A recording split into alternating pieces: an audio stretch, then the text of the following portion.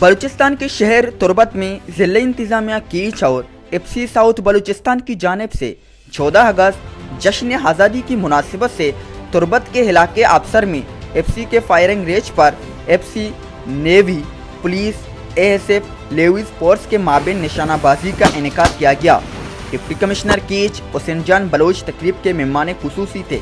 बेहतरीन निशानाबाजी के मुकाबले में लेविस की सिपाही नूरा बलोच ने पहली पोजीशन हासिल कर ली। इसी के सूबेदार तारिक ने दूसरी और नेवी के तोकीर ने तीसरी पोजीशन हासिल कर ली। इस मौके पर जिले इंतजामिया और सरकारी अफसरान ने भी निशानाबाजी की। कैमरामैन अमजद मुराद के साथ सरफराज शाह, तुर्बत।